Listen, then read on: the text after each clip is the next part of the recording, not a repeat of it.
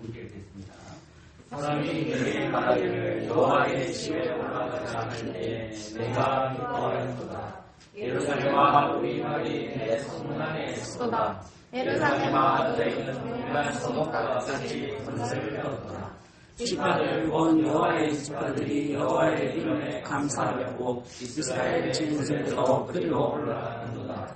거기 하나님의 보좌를 주셨으니 곧 다윗의 별빛보다다. 예루살렘을 위하여 그를 구하라. 예루살렘을 사랑하는 자는 행복하리로다. 내 사마리아는 평강이 있고 내 궁중에는 혼통이 있을지어다. 내가 내 형제와 부부를 위하여 이제 말하니 내 가운데 평강이 있을지어다. 여호와 우리 하나님의 집을 위하여 내가 내 복을 구하리로다. 하나님. 예배로 나오는 자들이 중시는 축복의 인사로 말씀하십니다. 하나님의 사랑하심을 입고 종로로 부르심을 이룬 모든 자에게 하나님 우리 아버지와 주 예수 그리스도를 쫓아 은혜와 건강이 있기를 원하노라. 아멘. 찬송과 인상을 찬양하겠습니다. 해산소가 만듭니다.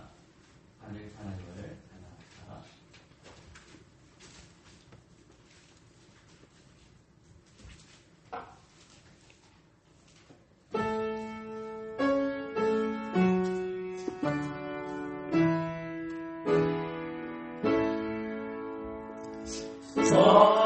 성부성자 성령께 찬송과 영광 돌려보내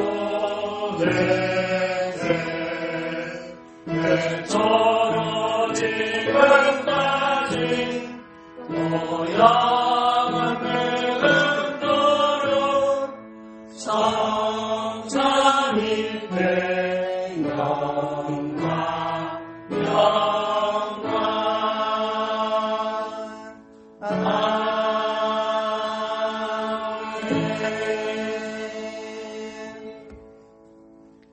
우리의 신앙을 니케아 신경으로 예배 이야기를 통보시고 일단 장소가 이부분에 나와있습니다. 아멘 하나님을 한 목소리로 고백하겠습니다. 함께 고백하겠습니다. 우리는 전능하신 하나님 아버지 하늘과 땅과 모든 보이는 것들과 보이지 않는 것들의 전부를 믿습니다. 그리고 우리는 한 주님 예수 그리스도 아버지의 독생자를 믿오니 그분은 만세 전에 아버지에게서 출생하셨고 빛으로부터의 빛이나 참 하나님으로부터의 참 하나님이십니다. 출생하시지 만들어지지 않으셨고 아버지와 동등분이시며 그분으로 말미암아 만물이 깨어졌습니다. 우리 인간과 우리 구원을 위하여 하늘에서 내려오시어 성령으로 말미암아 동등녀 마리아에게서 생육하셨고 사람이 되셨습니다. 우리를 위하여 본디오 빌라도 시아에서 십자가에 못 박히셨고 고난당하고 장사가 되셨습니다.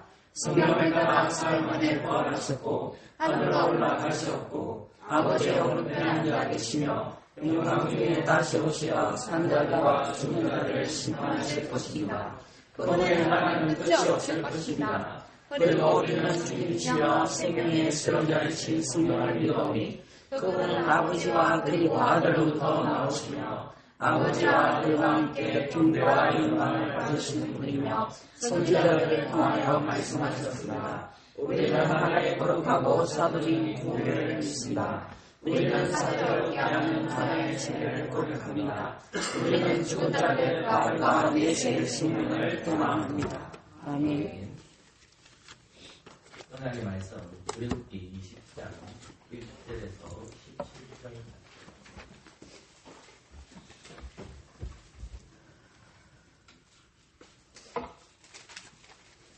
한 절씩 교독하겠습니다. 제가 먼저 하나님 말씀 읽겠습니다. 하나님이 이 모든 말씀으로 일러 가라사대 나는 너를 애굽 땅 숨겼던 집에서 인도하여 너의 하나님 여호와로라. 너는 나 외에는 다른 신들을 내게 있게 말지니라. 너를 위하여 새긴 우상을 만들지 말고 또 위로 하늘에 있는 것이나 아래로 땅에 있는 것이나 땅 아래 물속에 있는 것에 아무 형상이든지 만들지 말며 그것들에게 절하지 말며 그것들을 섬기지 말라. 나 여호와 너의 하나님은 질투하는 하나님이죠. 나를 미워하는 자의 죄를 갚되 아비로부터 아들에게로 3사대까지 이르게 하거니와 나를 사랑하고 내 계명을 지키는 자에게는 천대까지 은혜를 베푸리라. 너는 내 이름 여호와의 이름을 망령되이 여기지 말라. 나 여호와는 나의 이름을 망령되이 여기는 자를 죄없다 하지 아니하리라. 안식일을 기억하여 그렇게 지키라. 열세 동안을 힘써 내 모든 일을 행할 것이나 제7일은 너의 하나님 여호와의 안식일을 너나 내 아들이나 내 딸이나 내 남편이나 내 여종이나 내 육충이나 내 무한이나 내 백이라도 아무 일도 하지 말라. 열세 동안에 나 여호와가 하늘과 땅과 바다와 그 가운데 모든 것을 만들고 제7일을 쉬었습니다. 그러므로 나 여호와가 안식일을 복되게 하여 그날을 거룩하게 하였느니라. 내 부모를 공경하라. 그리하면 너의 하나님이나 여호와가 내게 준 땅에서 내 생명이 이르리라. 살인하지 말지니라. 가늠하지 말지니라. 도둑질 하지 말지니라. 내 일세 대하여 부디 증거하지 말지니라. 함께 읽겠습니다. 내 일세 집을 탐내지 말지니라. 내 일세 아내나 그의 남편이나 그의 여종이나 그의 소나 그의 남이나 그런 내 일세 소리를 탐내지 말지니라. 아멘. 자리 앉아주십시오. 일명의 준비해서 하나님 사랑, 이 사랑을 동안 내지 못했다면 이 시간이 공적으로 얘기하도록 하겠습니다. 기도합시다.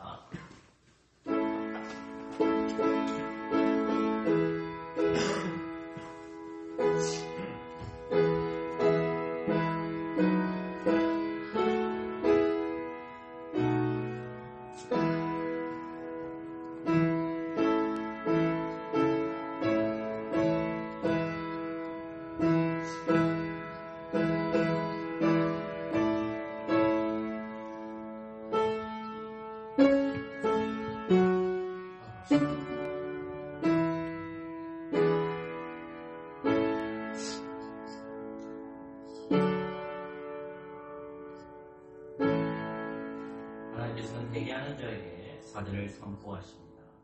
우리는 다 양 같아서 그릇 행하여 각기 제 길로 갔거늘 여호와께서는 우리 무리의 죄악을 그에게 담당지키시도다. 아멘. 시편 9편입니다. 1절부터 3절까지만 찾아뵙겠습니다. 시편 9편입니다. 1절에서 3절까지만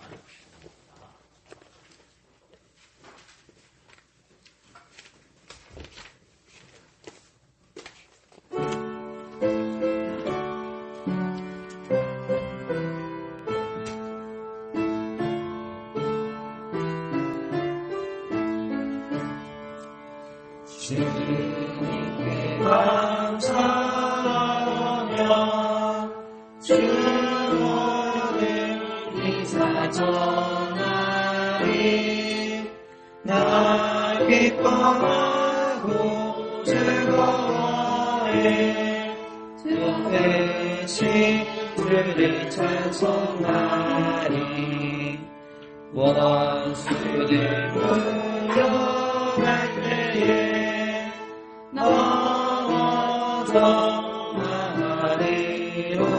넘어져가리로다.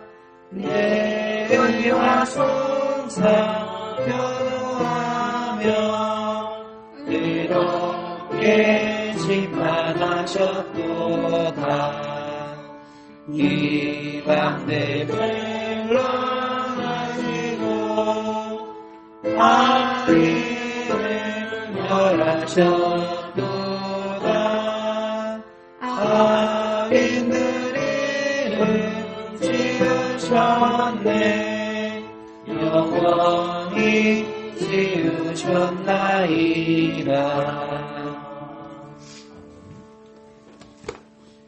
그 말씀은 마태복음 24장입니다. 4절에서 10절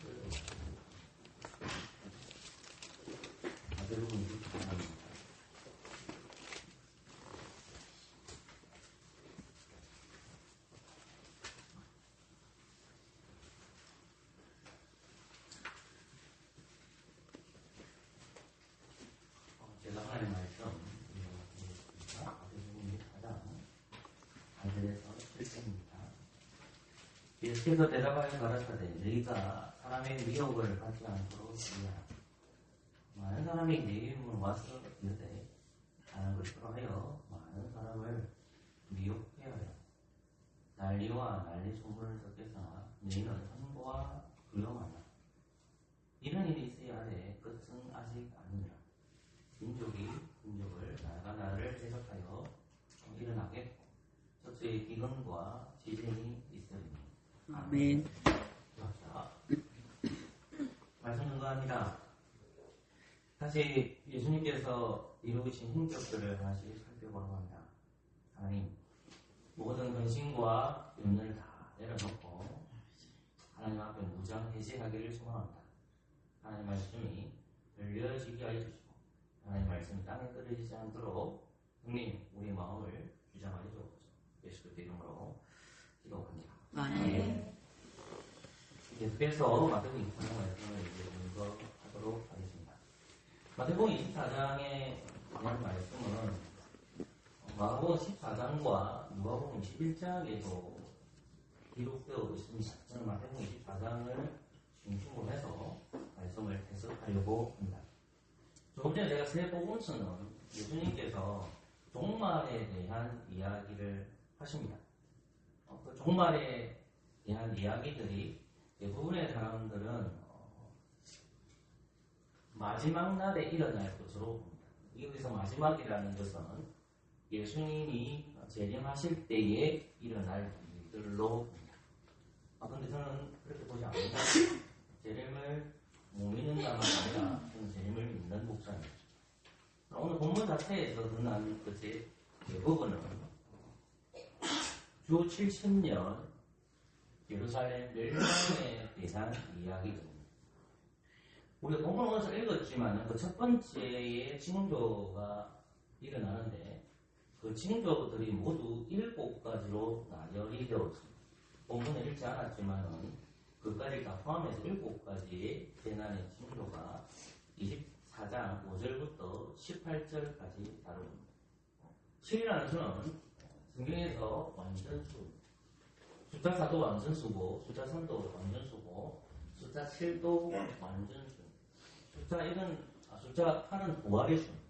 성경을 찾아보면 그 성경에서의 숫자적 의미를 확인하게 됩니다.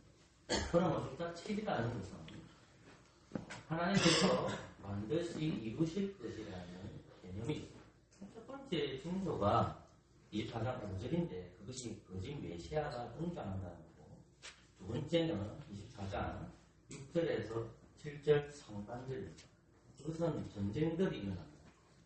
그리고 세 번째 징조가 뭐냐면 24장 7절 하반절에서 8절까지인데 자연의 재난들.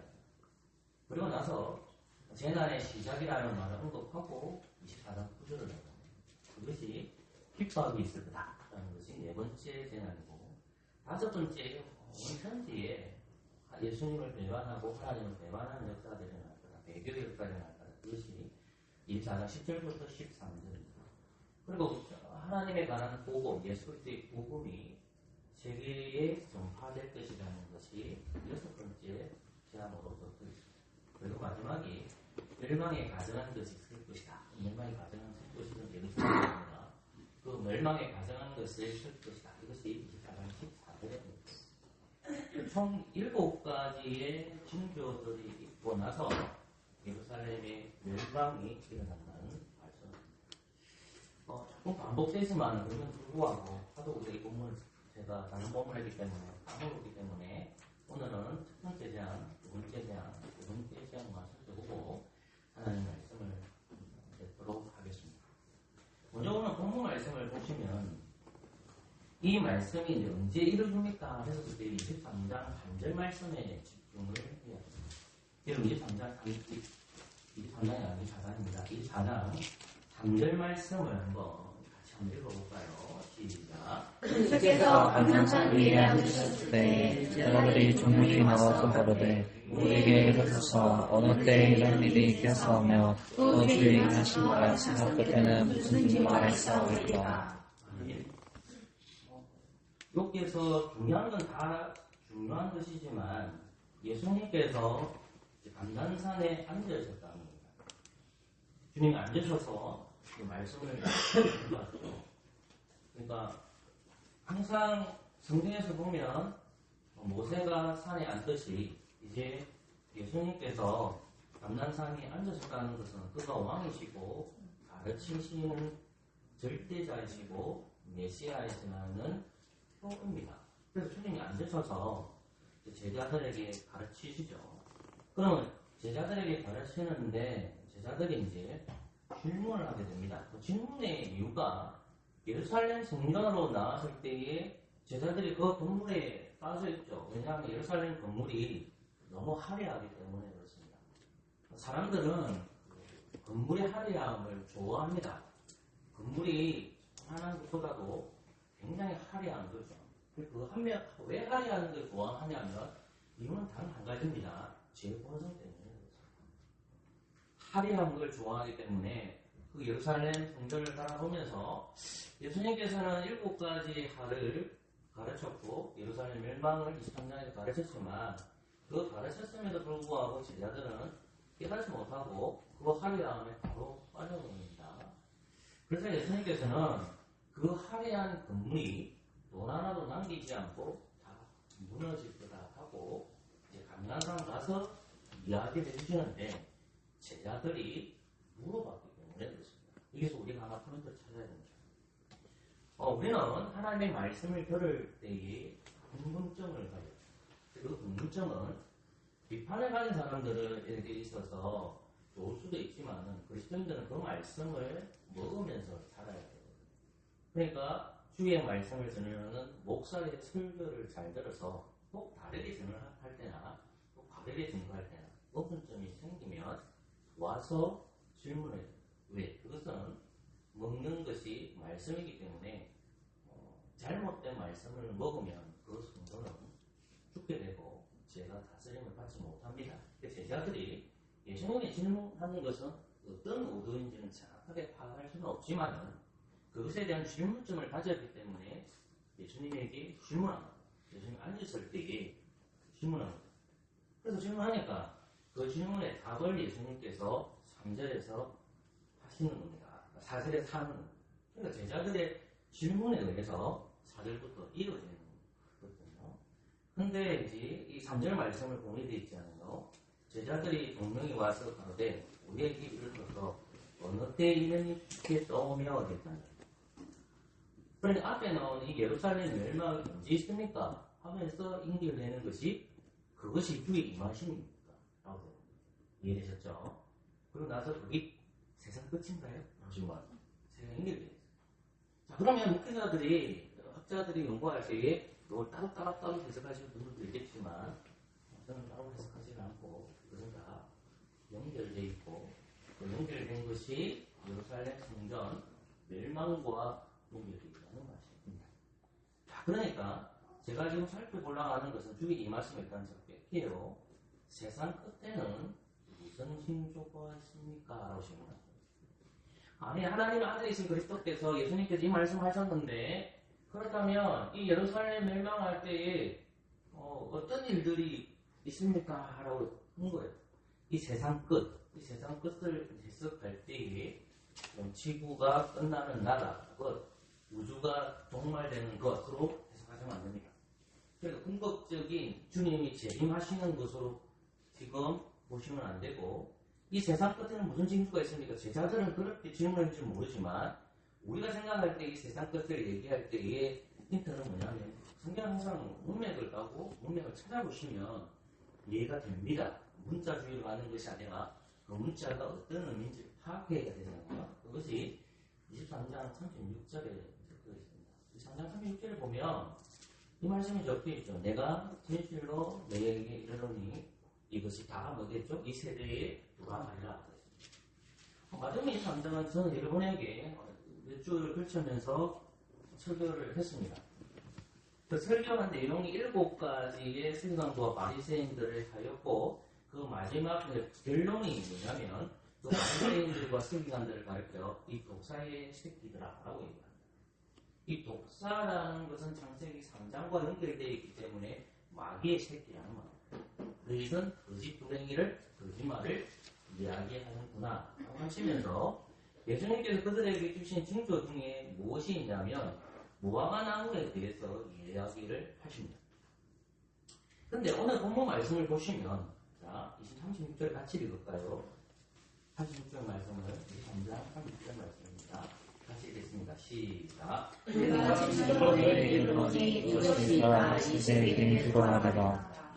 아멘. 결국은 이 세대에 돌아간다는 말을 어떻게 생각해야 될지 고민을 해야 됩니다.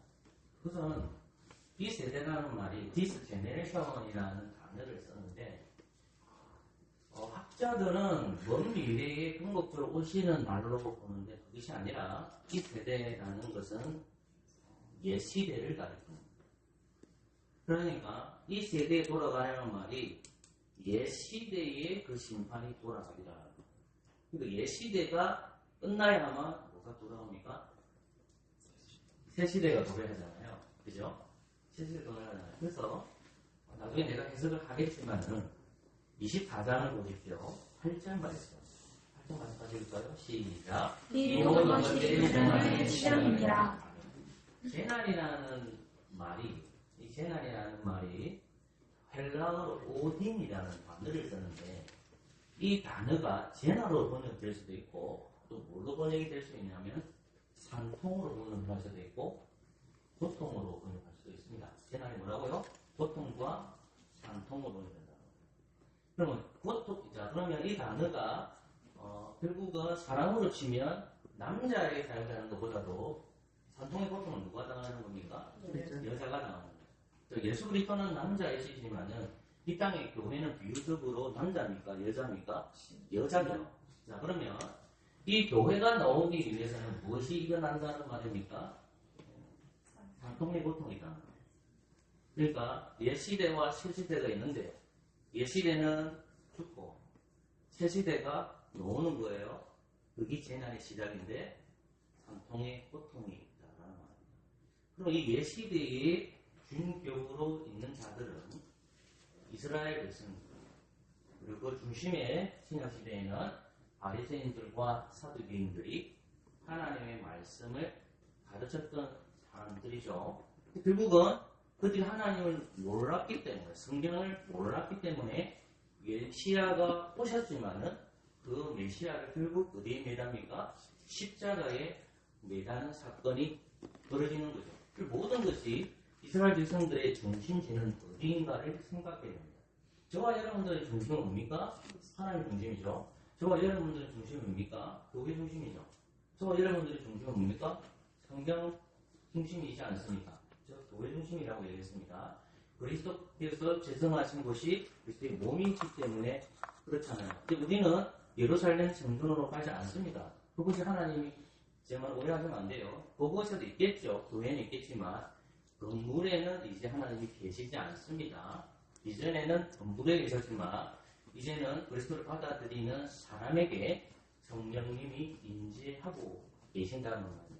그러니까 이 세대에 돌아가야 될 때 이스라엘 백성들의 중심은 건물 중심이었죠. 건물의 중심이니까 이제 재난이 시작된다는 말은 주 70년에 어떤 일들이 벌어질 건데 앞에 사건들을 언급하는 것. 그게 아까 제가 말한 7가지 징조들이다. 이해되셨죠?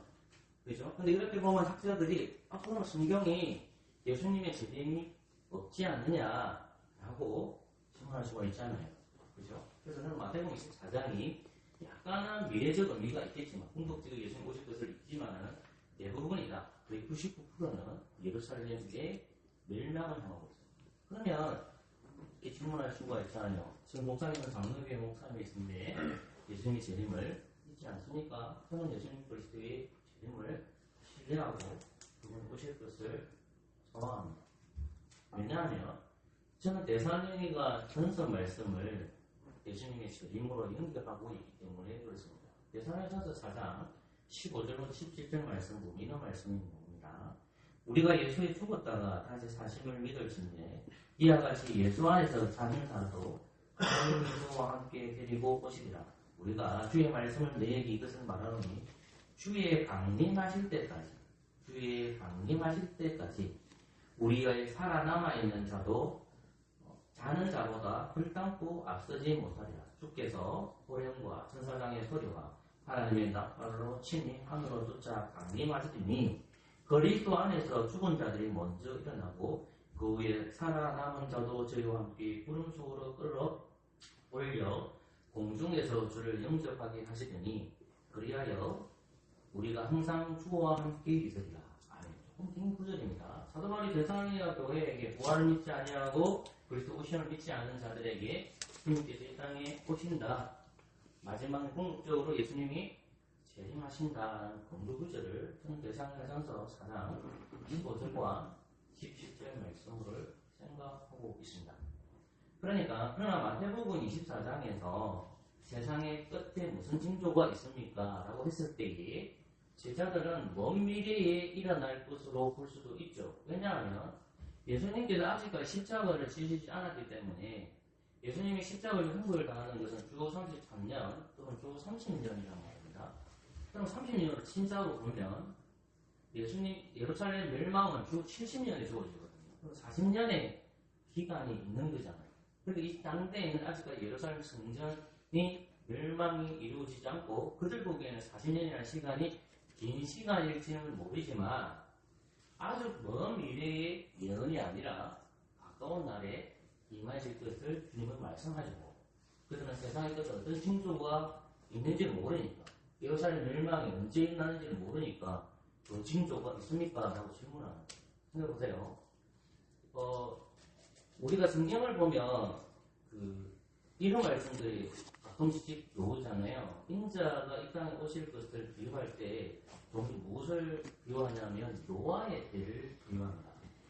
노아가 가장 결정적인 예예요. 왜 결정적인 예냐면 노아의 가족 6명이 광주에 들어가서 구원을 받는데 노아는 하나님께서 만들라고 그 배를 만들죠. 그리고 비가 쏟는단 말입니다. 근데 광주에서 나가는 난 몰라요. 그리고 비가 언제 떨어질지 잘 짐작을 잘 못해요.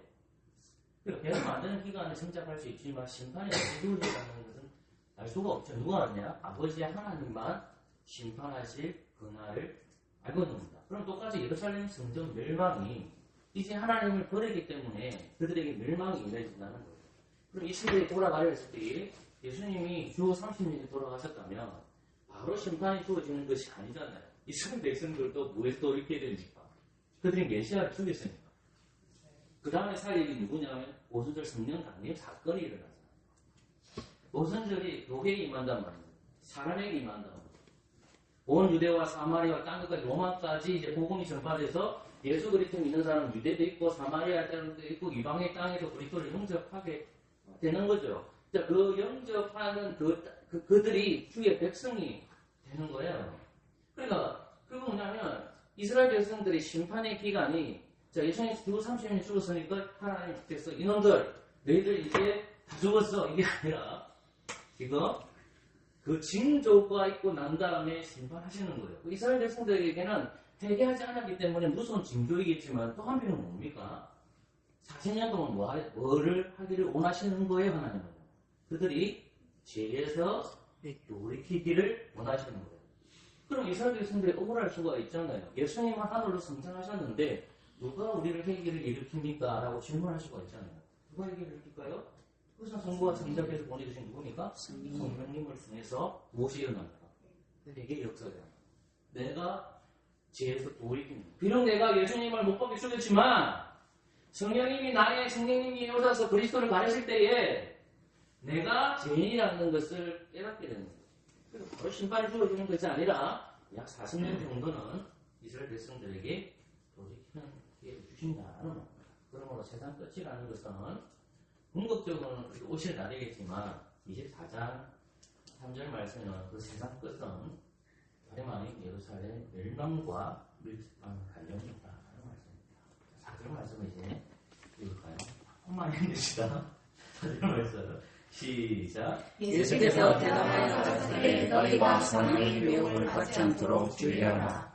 제가 이걸 왜 중요하게 보냐면 조금 전에 저는 여러분들에게 예루살렘 멸망이 주어질 건데 바로 멸망이 주어지는 것이 아니라 40여 년 동안에 이런 7가지의 재앙들이 있을 것이다 라고 했어요.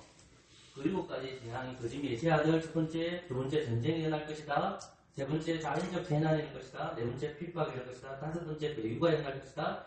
복음이 세계적으로 다 전파될 것이다. 일곱 번째 멸망이 가증하는 것이 설 것이다 라고 말합니다. 근데 누가 이것을 할까? 그 뭐냐면 사전 말씀에서 미리 말을 하고 있어요. 예수님께서 뭐라고 합니까? 저희가 사람의 유혹을 받지 않도록 중요하다. 이 부분이 중요하죠. 자, 잠깐 제가 여러분들 성경 읽을 때마다, 성경을 해석해 줄 때마다 저는 어디로 가냐면 타락 전과 타락 후의 사건으로 가요. 그게 가장 근원적으로 해석할 수 있는 방법입니다. 자, 하나님께서 아담을 지으셨고 그 여자를 아담의 몸에서 창출해냈어요. 하나님 만드셨죠. 에덴의 정상으로. 그리고 하나님께서는 여자에게는 말씀해 주시지 않고 아담에게만 말해줍니다. 야, 아담아, 야, 네가 이제 선악과 나무를 먹지 말라. 그런 먹으면 정령 죽는다. 이거를 이제 네 몸에서 나온 이 여자에게 가르치라는 거예요. 지킴과 다스림이 남자와 여자에게 주어져 있지만 직분의 기능상 남자가 여자를 가리키는 기능으로 성경은 설명하고 있다는 것입니다. 그런데 그 에덴 동산에 누가 들어옵니까? 뱀이 들어오죠. 뱀이 들어옵니다. 뱀이 하나님의 말씀을 뭐합니까? 도전하죠. 자, 뱀이 누구를 미혹하죠? 남자를 유혹하지만 먼저 누구한테 갑니까? 여자를 미혹하고 그리고 그 여자가 뭔 짓을 하죠? 뱀짓을 하죠. 오늘 본문을 보면 뱀이 안 나와요. 그런데 제가 드리고 싶은 말씀이 4절에 보면 예수님께서 대답하기를 너희가 사람의 미혹을 받지 마라. 이 사람이 누구를 상징할까요? 그것은 뱀짓을 누구 한다는 말입니까? 사람이 한다는 말입니다. 사람이 너희를 미혹해 할 거야. 이해됐어요? 자, 그러면 첫 번째로 7가지 쭉 나야 했잖아요. 그죠? 자, 첫 번째 거짓 메시아로부터 멸망의 가정은 것 됐죠? 요 7가지의 재앙들이 있는데 이것을 미혹하는 것들이 누굴까? 라는 거죠. 누구겠어요? 사람이 그렇게 할 거야. 이렇게 이해되셨죠? 그렇게 이해하고 넘어가셔야 돼요. 자, 그러면 그리고 나서 이제 드디어 주님께서 말씀하시는 것이 5절로 이어집니다. 다 같이 한번 5절 말씀 다 읽어볼까요? 시작. 많은 사람이 내 이름으로 소리를 너는 그리스도라여 많은 사람을 미혹해 하리라. 아멘. 많은 사람이 내 이름으로 왔을 때 나는 그리스도라여 많은 사람을 미혹해 하리라. 첫 번째 제안을 시작합니다. 첫 번째 제안은 뭐냐면 거짓 메시아가 등장할 거라는 겁니다. 그러면 예수님이 죽으시고 3일 만에 부활하셔서 그리고 40일 동안에 자기 부활을 가르쳐 주시고 하늘로 승천하시고 그리고 성령님을 이 땅에 예루살렘으로 보내주셔서 온 유대와 사마리아와 땅끝까지 전해지는 것이 이제 사도행전 역사에서 나옵니다. 그러면 예수님께서 이 말씀을 하신 것이 주 30년에서 주 70년 사이에 이 일이 벌어진다 벌어지지 않는다 반드시 일어날 거다. 그죠? 그러면 성경에서 보면 예수님 승천하시고 나서 예수님 하늘로 승천하시고 나서 역사를 기록하는 것이 사도행전입니다. 그러니까 사도행전 역사에서 보면 당연히 이 거짓 메시아의 활동이 있겠습니까? 그래서 당연히 나올 수밖에 없죠. 계시 역사에서 나타난다는 말입니다. 그리고 예를 들면 어디 있냐면 찾을 필요 없어요. 사도행전 8장에 보면 사도행전 8장에 보면 이 시몬이라는 사람이 사마리아에 사는 사람입니다. 근데 이 사람이 뭘 하느냐면 마술을 해요. 그 마술을 행함을 통해서 돈을 버는 사람입니다. 그런데 이 사람에 대해서 어떻게 언급하고 있냐면 사도행전 8장 9절과 10절 말씀을 보면 그 성에 시몬이라는 사람이 전부터 있던 마술을 행하며 사마리아 백성을 놀래게 하며 자칭 큰 자라. 자칭 뭐다? 큰 자다. 자, 예수님은 작은 자입니까? 큰 자입니까? 예수님은 큰 자일까요? 작은 자일까요? 예수님은 큰 자로 오셔서 누굴 섬깁니까? 지극히 작은 자를 섬깁니다. 이해되세요? 어떤 구절에는 예수님 지극히 작은 것도 보여지지만은 이 세상에서 가장 큰 자가 누구냐 하셨을 때 그것은 다른 말은 누구겠습니까? 예수 그리스도께서 가장 큰 자이지만 누구를 섬깁니까? 지극히 작은 자를 섬깁니다. 근데 시몬이라는 사람이 사람들의 인기가 많기 때문에 뭐가 된 거예요? 편자가 된 거죠. 그런데 이제 11절 말씀을 듣기 위해서 오랫동안 그 마술의 놀람으로 저희가 청종하더니 되어 있습니다. 이 중요하죠.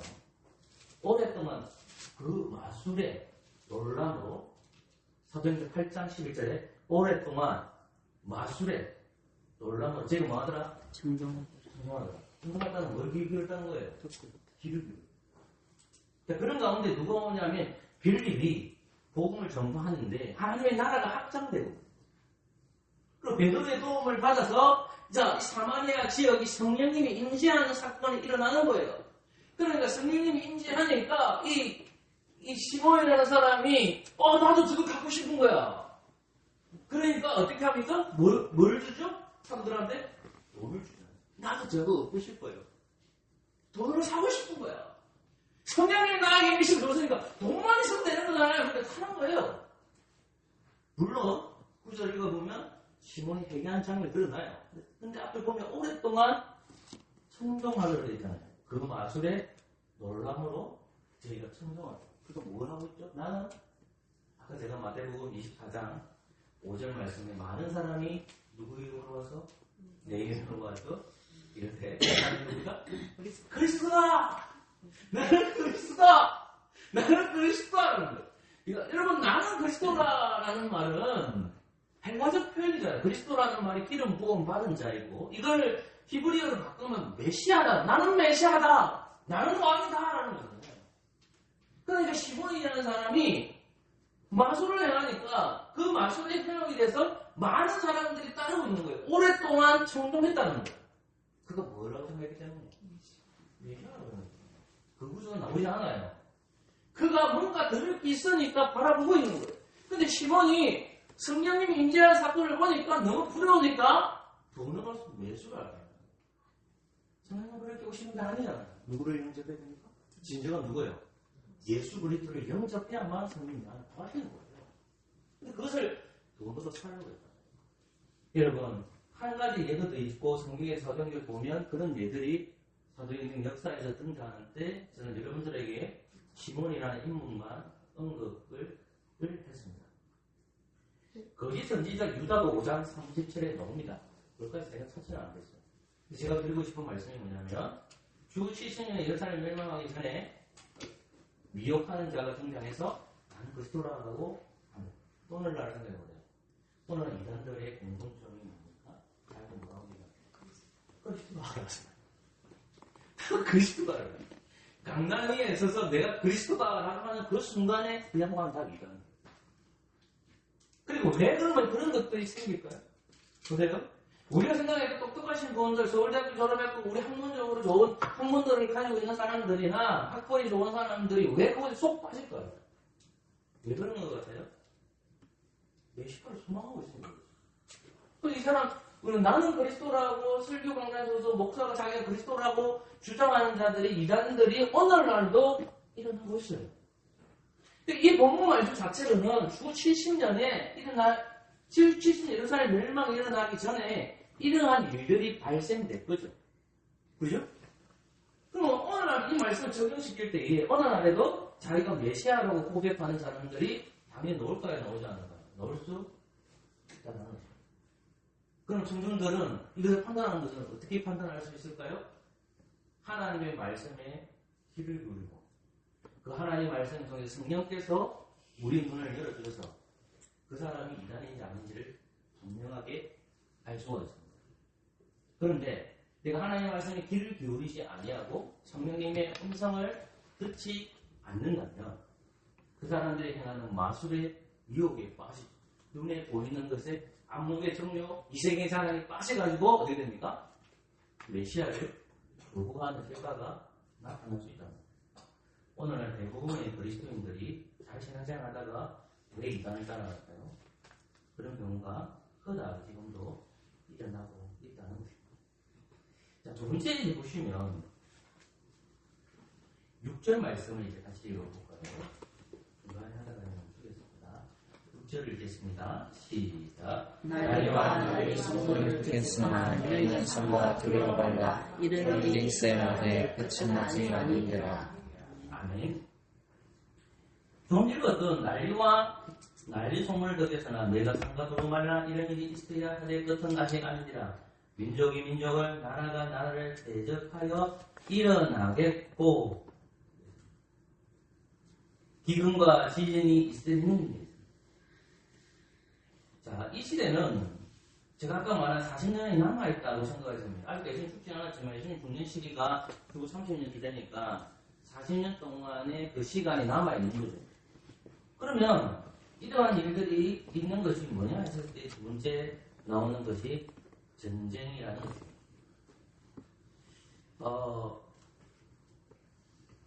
성경 구절을 이제 찾아보면 전쟁에 관련된 본문도 언급이 됩니다.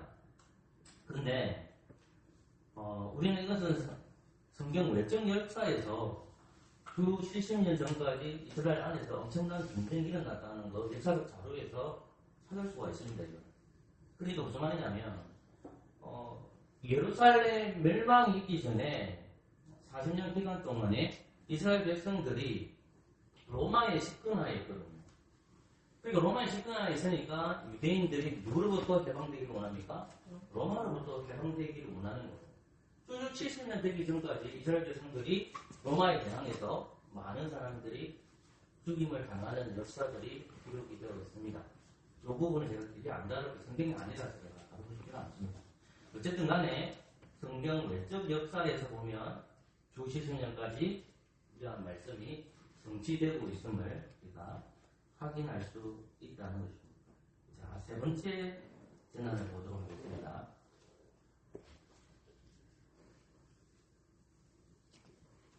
7절 말씀을 같이 읽을까요? 시작. 민족이 민족을 향하여 대적하고 천천히 기근과 지진이 있으니. 아멘. 7절 말씀만 받고 하고 말씀을 맺겠습니다.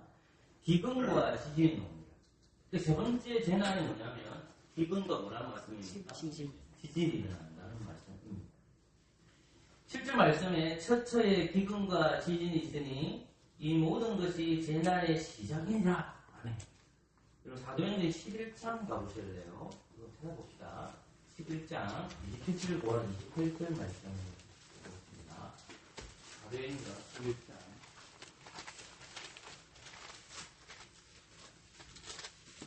28절 말씀을 읽으세요. 11장 됐어. 읽어볼까요? 시작. 그 중에 아가부라는 사람이 일어나 성령을 말하되 저는 그의 능력이 일어나 글라우디오 때에 그렇게 되니라.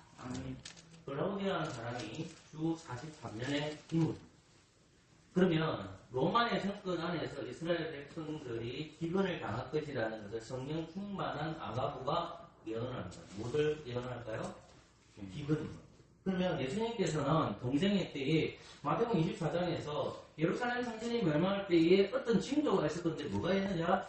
기근입니다. 땅이 메마르고 너희들이 메마른 동에서 그 배고픔을 당할 것이라는 것을 언급하고 있다. 두 번째 뭐가 있다고 합니까?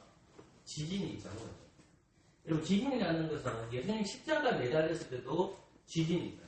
그 지진이라는 것이 결국 뭐냐면 하나님이 임재하셨을 때에 지진이 일어나는 거거든요. 그런데 동일하게 사도행전 16장 26절에 보면 출판하십시오. 시간이 얻어서 사도행전 16장 26절에 보면 바울이 빌립보 감옥에 갇힙니다.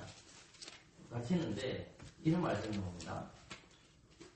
26절 말씀에 이에 호련히 큰 지진이 나서 옥터가 움직이고 문이 곧 다 열리며 모든 사람이 메인 것이 다 벗어집니다. 그러니까 이 일 전부 다 언제나 정확하게 우리가 알 수는 없지만 주 40년, 주 70년 전에 무엇이 일어났냐? 지금 사도 바울 선생님께서 빌립보의 감옥에 갇혀있는데 그 간수가 복음을 먹게 되는 사건이 사도행 16장이에요. 근데 그 감옥을 어떻게 열었단 말입니까? 지진이 임했을 때 뭐가 있는 겁니까? 감옥문이 열려졌다는 겁니다.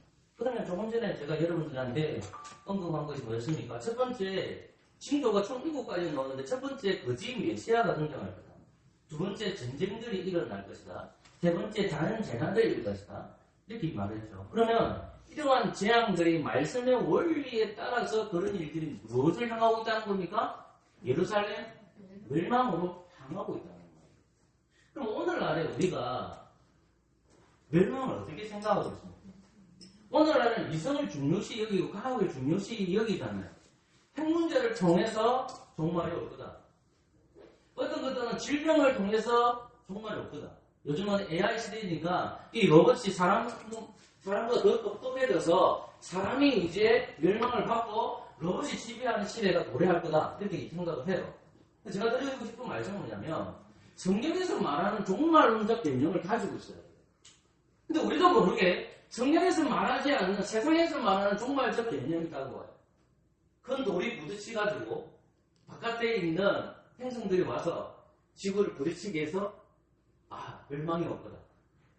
저는 멸망을 알 수는 없지만 성경을 가르치는 목사이기 때문에 성경에서 말하는 멸망이 무엇인지를 쳐다봐요. 근데 우리는 그것도 모르게 어떻게 됩니까? 성경에서 말하지 않는 세상에서 말하는 그 멸망의 관점으로 다가가잖아. 이런 시대가 돌아갈 거야. 그게 멸망이야. 이렇게 생각하잖아. 그럼 이스라엘 백성들 생각해보시라고. 예수님께서 말씀하신 너희들 멸망이 임할 거야. 예루살렘 성전이 멸망할 거야. 이렇게 얘기하고 있는데 근데 바로 멸망시키지 않아. 여러 가지 징조들이 있는데 그 징조 첫 번째가 거짓 메시아가 일어날 거야. 전쟁들이 일어날 거야. 기근과 자연 재난들이 일어날 거야.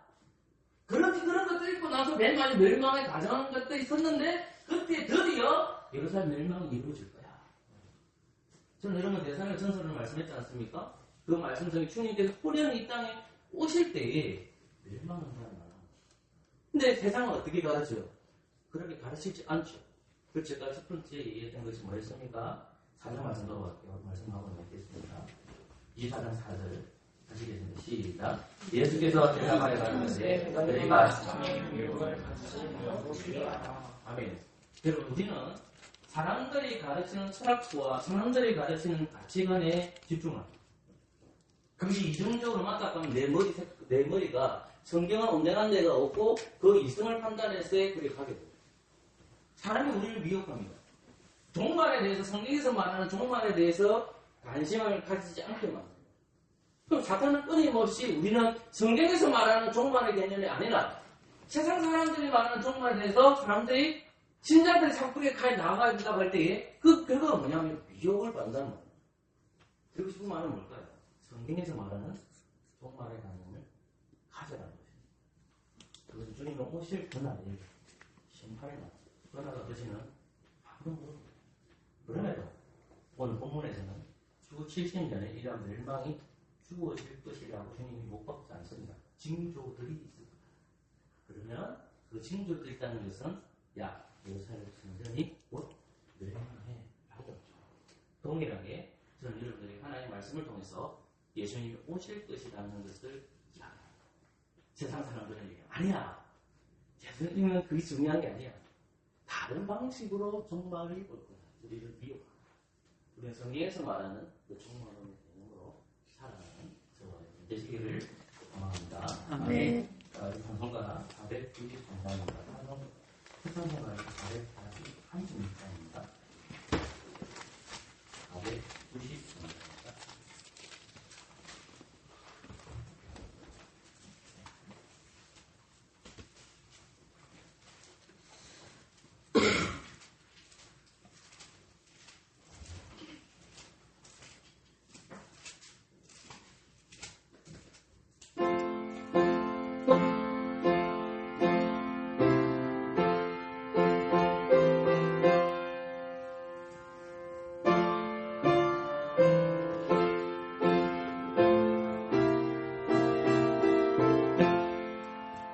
나의 주님의 새 생명 얻은 곳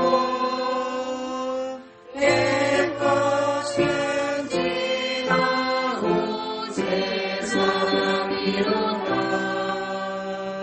그 생명 내 맘에 강같이 흐르고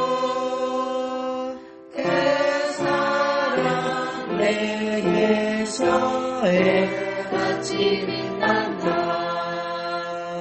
영생을 맛보며 주 안에 살리라 오늘도 내일도 주 함께 살리라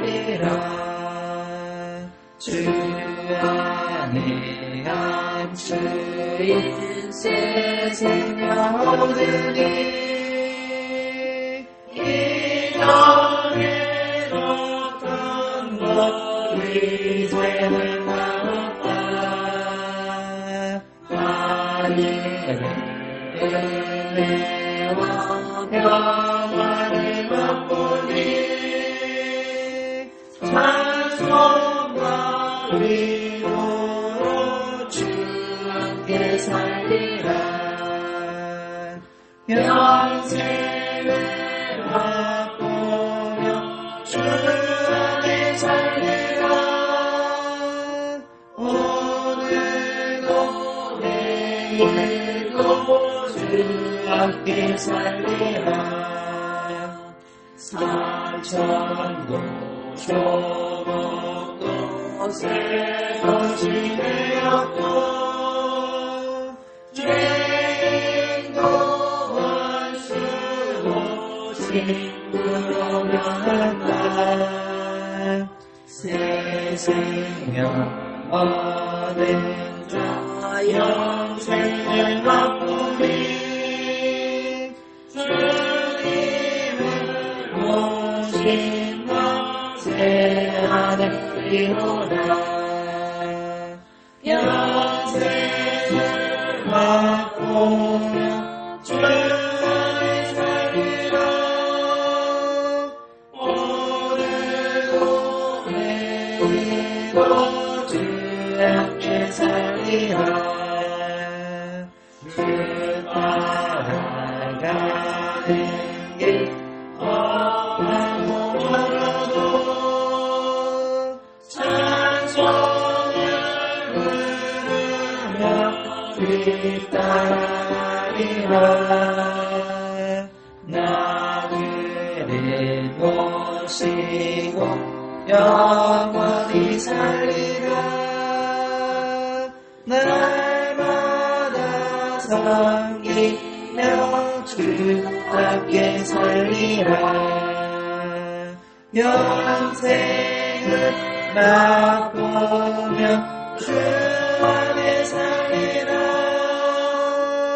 오늘도 내일도 주 함께 살리라 증상받으신 분들은 그 자리에 놔주십시오. 우리 다 같이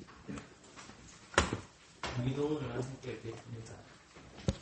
하늘에 계신 우리 아버지여 이름이 거룩히 여김을 받으시오며 나라가 임하시오며 뜻이 하늘에서 이루어진 것 같이 땅에서도 이루어지이다. 오늘 우리에게 일용할 양식을 주시옵고 우리가 우리에게 죄 지은 자를 사하여 준 것 같이 우리 죄를 사하여 주시옵고 우리를 시험에 들게 하지 마시옵고 다만 악에서 구하시옵소서 나라와 근세와 영광이 아버지께 영원히 있사옵나이다. 아멘. 참 말씀입니다. 마태복음 26장.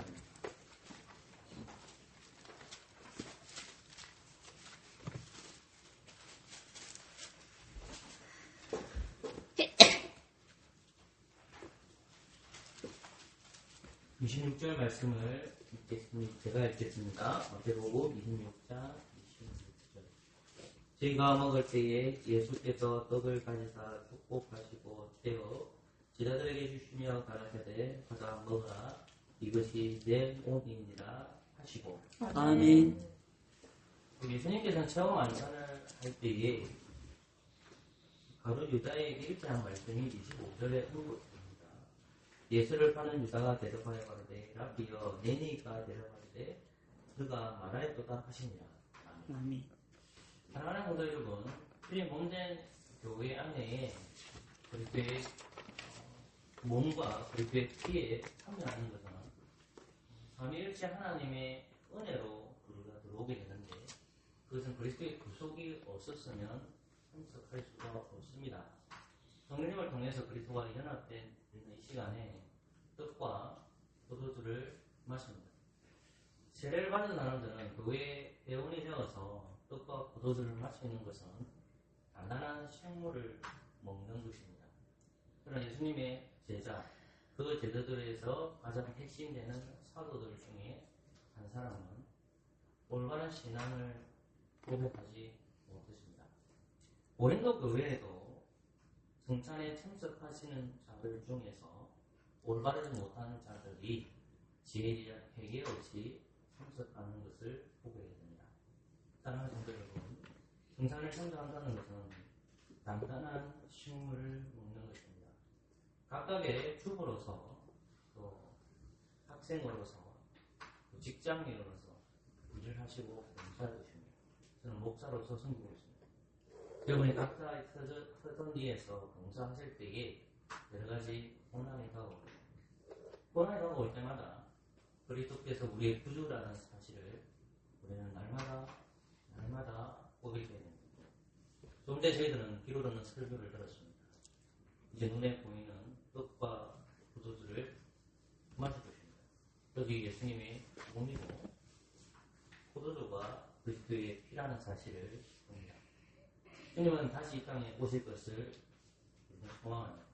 그러면 뜻과 몸이 된 우리가, 그리고 보혈의 피가 우리가 그리스도 안에서 태어났는데 우리가 어떻게 살아가야 될지 한번 고민해 보시고, 하나님의 뜻 안에서 그리스도께서 우리에게 구속을 완성하신 것에 대해 감사하는 저와 여러분 되시기를 소망합니다. 아멘.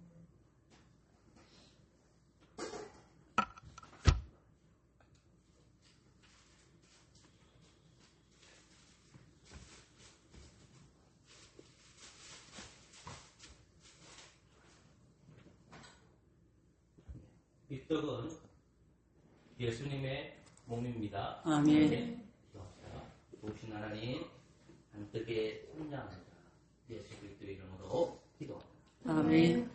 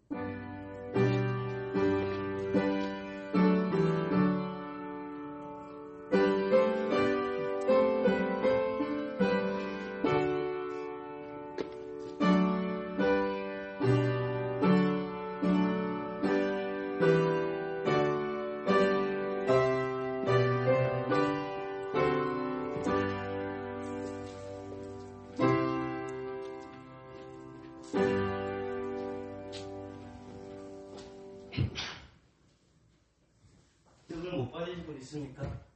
있습니다.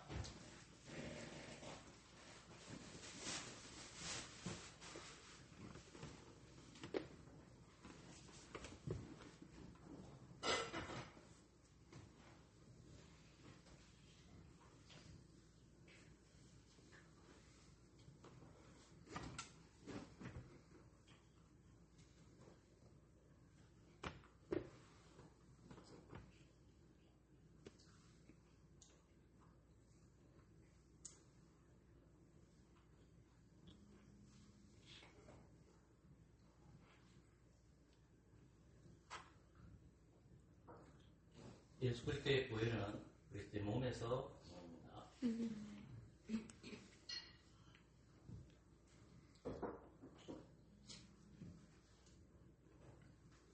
이 포도주는 예수님의 피입니다. 아멘. 기도합니다. 좋으신 하나님 감사합니다. 한 피에 동참합니다. 예수 그리스도 이름으로 기도합니다. 아멘.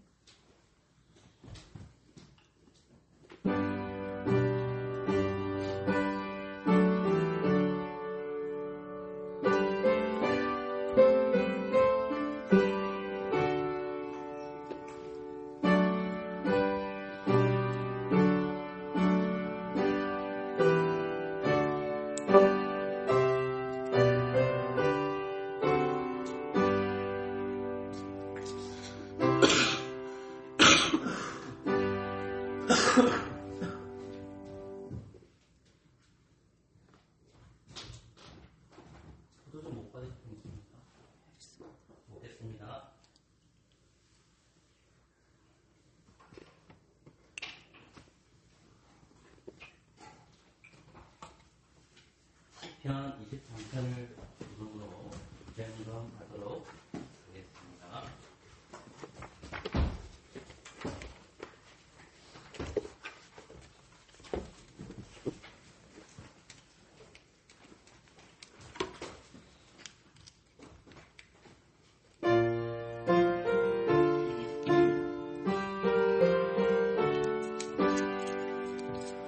여호와는 내 목자이시오니 내게 부족함 없으리로다. 주께서 나를 푸른 물가니 들이시면서 실만한 물가로 인도하시네. 실만한 물가로 주께서 나를 인도하시도다. 내 영혼을 주 소생시키시고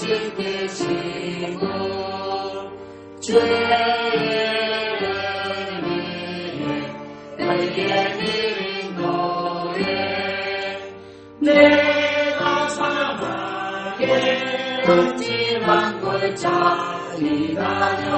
내는 변치 않을 것을 주께서 나와 함께 하시리라.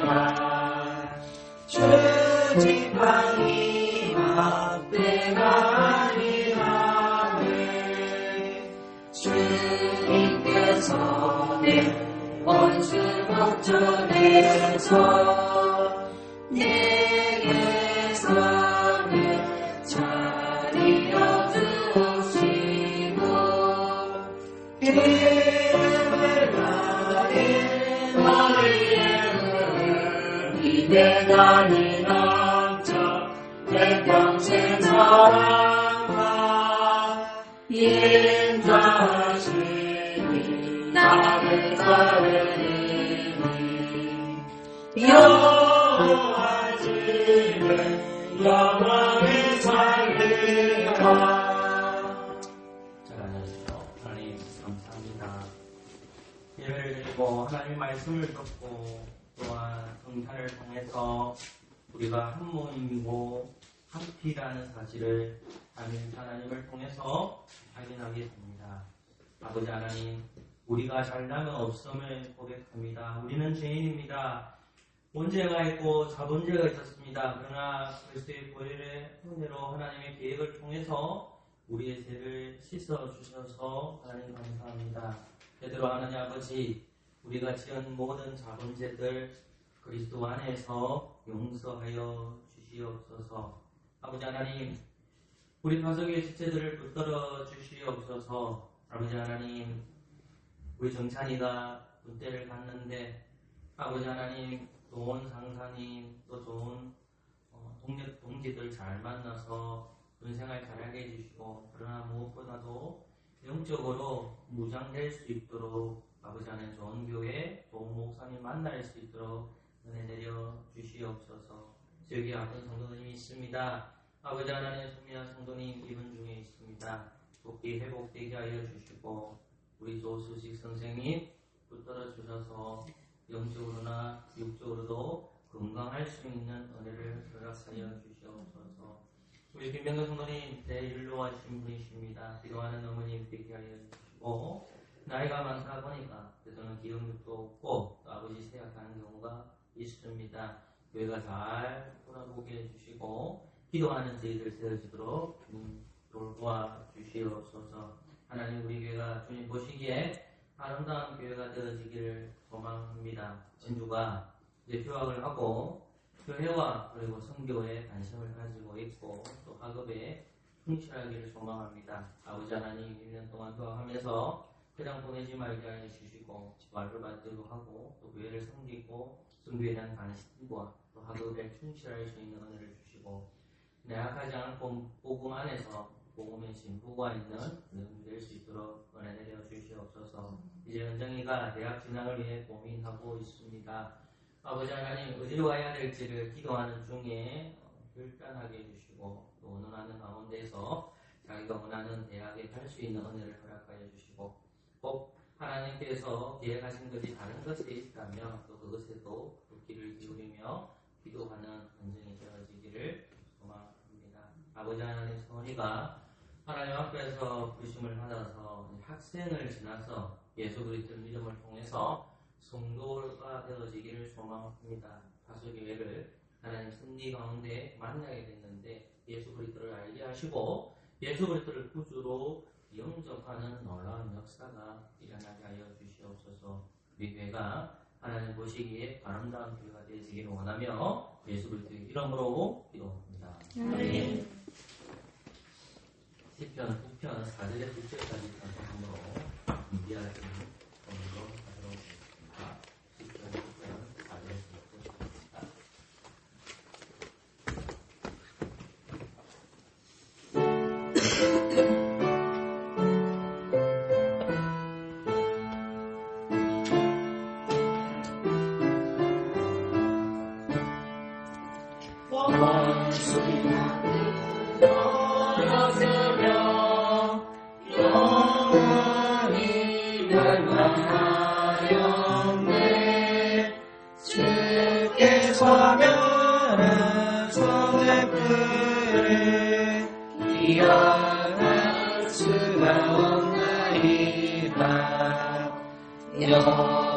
여호와께서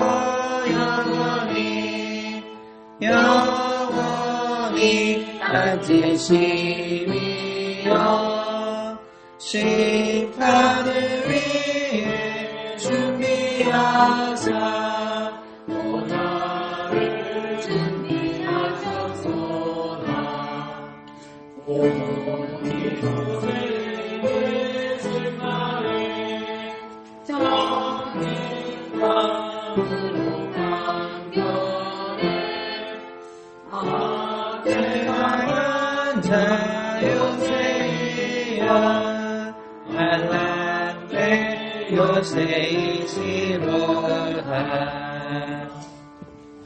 기도하겠습니다. 하나님, 하나님 앞에 우리의 몸을 드리고 그리고 우리의 소리를 드리고 하나님 앞에 우리의 예물을 드립니다. 재물의 주인은 하나님인 것을 고백합니다. 우리의 신앙 고백이 이 헌금을 통해서 드리오니 주님 받아주시고 가난하고 궁핍한 성도들을 찾아가셔서 위로하여 주시고 재물의 주인은 늘 하나님이시라는 것을 고백하는 교회 되어지기를 소망합니다. 하나님께 주신 것에 늘 만족하는 저희들 되도록 이 헌금 안에서 우리 신앙이 나타나게 하여 주시옵소서. 예수 그리스도 이름으로 기도합니다. 아멘. 네, 다 같이 일어나셔서 다시 고백합니다.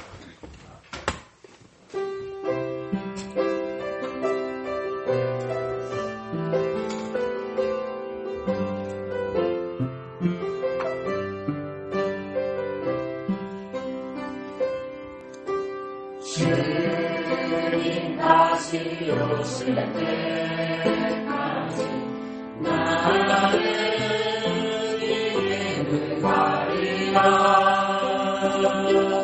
조금은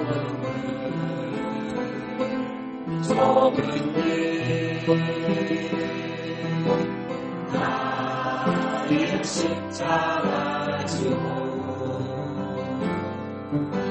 나의 아들을 끝에서 나는 주님을 보리라.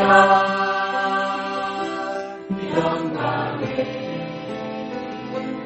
내 주님 나를 맞아주시니 주님 다시 오실 때까지 나는 일어나 달려가리라. 주의 영광은 감독되네. 나는 일어나 노래하리.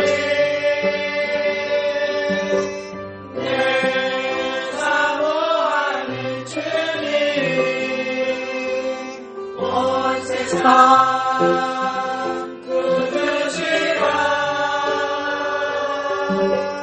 내 사모하는 주님 영광의 왕이시라.